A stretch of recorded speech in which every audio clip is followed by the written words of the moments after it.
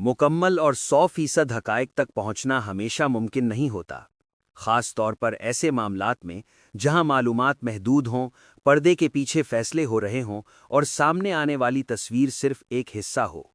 ایسے میں انسان اکثر ریورس پیٹرن سے نتیجہ اخذ کرتا ہے۔ اگر کوئی شخص 5 سال میں 30 لاکھ کماتا ہے مگر اس کے اثاثے 4 کروڑ تک پہنچ جاتے ہیں تو عام عقل فوراً سوال اٹھاتی ہے کہ یہ فرق کہاں سے آیا؟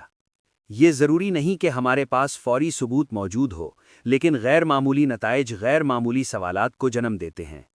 بالکل یہی اصول عالمی معاملات پر بھی لاگو ہوتا ہے۔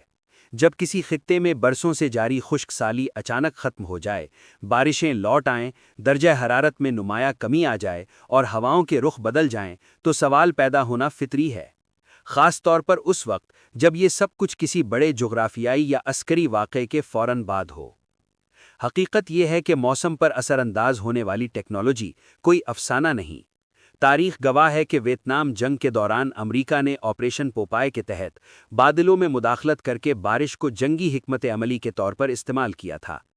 معروف صحافی سمور ہرش نے اس حوالے سے تفصیلی انکشافات کیے تھے۔ آج کلاؤڈ سیڈنگ دنیا کے کئی ممالک میں ایک تسلیم شدہ حقیقت ہے۔ چائنا، یونائیٹڈ عرب ایمریٹس اور دیگر ممالک کھلے عام اس ٹیکنالوجی کا استعمال کرتے ہیں۔ سوال یہ نہیں کہ موسم پر اثر ڈالا جا سکتا ہے یا نہیں، سوال یہ ہے کہ اس اثر کی حد کہاں تک ہے۔ کیا جدید ٹیکنالوجی صرف بارش بڑھانے تک محدود ہے یا یہ کسی وسیع تر جغرافیائی حکمت عملی کا حصہ بھی بن سکتی ہے؟ اس کا حتمی جواب شاید ابھی کسی کے پاس نہ ہو، لیکن سوال اپنی جگہ موجود ہے۔ ایران میں 15 سال سے جاری خشک سالی، پانی کے بحران اور تہران کے ممکنہ ڈے زیرو کی خبروں کے بعد اچانک موسمی تبدیلی یقیناً حیران کن ہے۔ یہ ممکن ہے کہ محض قدرتی تغیر ہو، لیکن اگر کوئی واقعہ اتنا غیر معمولی ہو کہ وہ معمول کے دائرے سے باہر محسوس ہو تو اس پر سوال اٹھانا سازشی سوچ نہیں بلکہ فکری ذمہ داری ہے۔ البتہ احتیاط بھی ضروری ہے۔ ہر غیر معمولی واقعے کو فوراً کسی خفیہ منصوبے سے جوڑ دینا درست نہیں۔ شواہد کے بغیر حتمی دعوے کرنا علمی دیانت کے خلاف ہے، لیکن اتنا ضرور ہے کہ دنیا اب اس مقام پر پہنچ چکی ہے جہاں پانی، خوراک، توانائی اور شاید موسم بھی جغرافیائی طاقت کے ہتھیار بن سکتے ہیں۔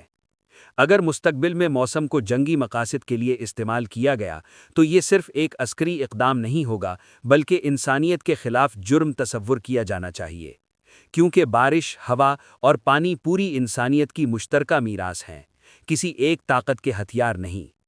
دنیا بدل رہی ہے اور طاقت کی تعریف بھی۔ اب جنگیں صرف سرحدوں پر نہیں، فضا، پانی اور موسم میں بھی لڑی جا سکتی ہیں۔ ایسے میں سوال اٹھانا، تحقیق کرنا اور احتیاط کرنا پہلے سے کہیں زیادہ ضروری ہو گیا ہے۔